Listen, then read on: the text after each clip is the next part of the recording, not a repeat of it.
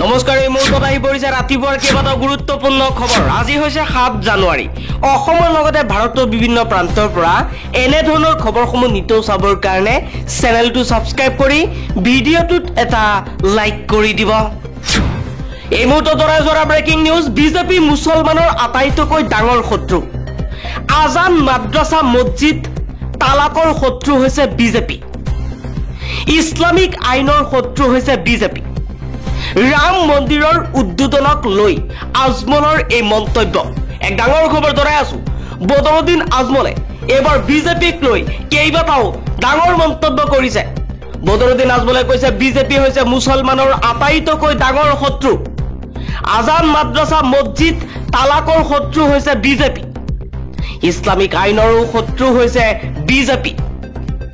ৰাম মন্দিৰৰ উদ্বোধনক লৈ এই মন্তব্য কৰিছে বদৰুদ্দিন আজমলে। পৰৱৰ্তী খবৰটো হৈছে নগাঁৱত সাংবাদিকক অপদস্থ কৰাক লৈ এতিয়া প্ৰতিক্ৰিয়া ব্যক্ত কৰিছে নগাঁও জিলা আয়ুক্তই।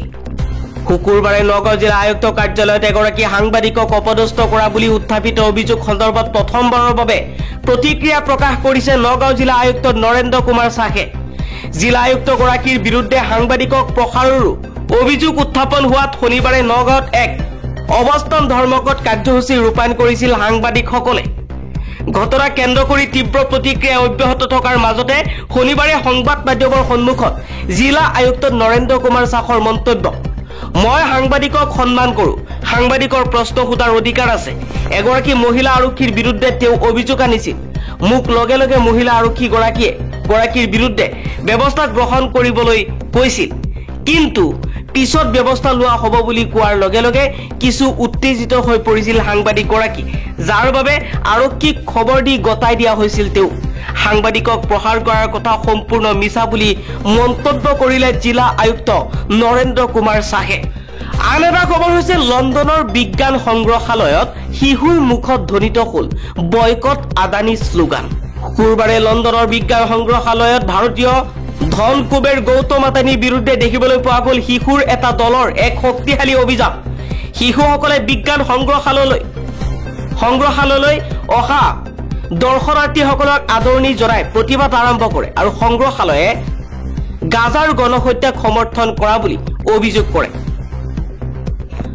প্ৰতিবাদী শিশুসকলে লগতে বিজ্ঞান সংগ্ৰহালয়টো আদানী গোটৰ পৰা বিত্তীয় অনুদান লোৱা বন্ধ কৰিবলৈ আহ্বান জনায়। তেওঁলোকৰ দাবী, গাজাত গণহত্যাকাৰী ইজৰাইলৰ সৈতে লগ হৈ অস্ত্ৰ শস্ত্ৰ নিৰ্মাণ কৰা আদানী গোটৰ পৰা বিত্তীয় অনুদান লোৱা বন্ধ কৰিব লাগে সংগ্ৰহালয়।